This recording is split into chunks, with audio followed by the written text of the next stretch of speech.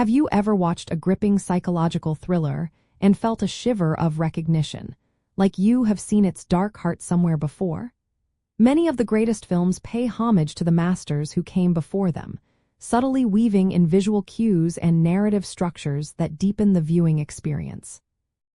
The 1992 neo-noir thriller Basic Instinct clearly nods to Alfred Hitchcock, most notably his iconic 1958 film Vertigo. Director Paul Verhoeven, known for his intense and often controversial style, consciously incorporated several thematic and visual elements that directly reference Hitchcock's masterpiece, creating layers of suspense and psychological intrigue for the discerning viewer. The reason for these homages is rooted in cinematic tradition and the desire to evoke specific feelings of obsession and manipulation. Hitchcock was a master of suspense, a true pioneer in using psychological tension to drive a narrative, rather than just overt action.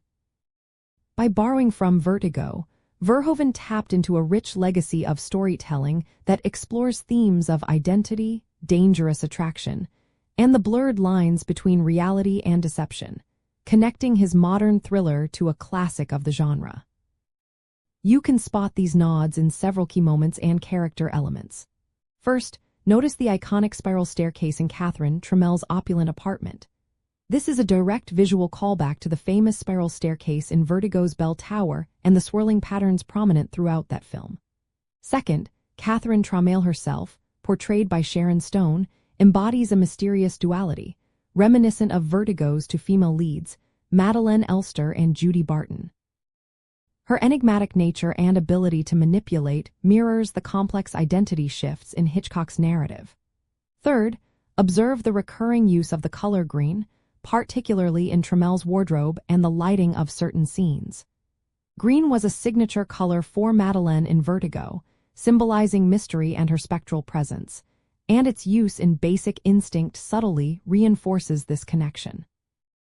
Beyond specific visuals, both films expertly utilize a narrative device known as a MacGuffin, a term popularized by Hitchcock. A MacGuffin is an object or a goal that drives the plot forward, but whose specific nature is ultimately less important than its effect on the character's motivations and obsessions. In Vertigo, it is the mystery of Madeleine's past, and in Basic Instinct, it is the investigation into the murder, which becomes a catalyst for Detective Nick Curran's spiraling fixation on Catherine.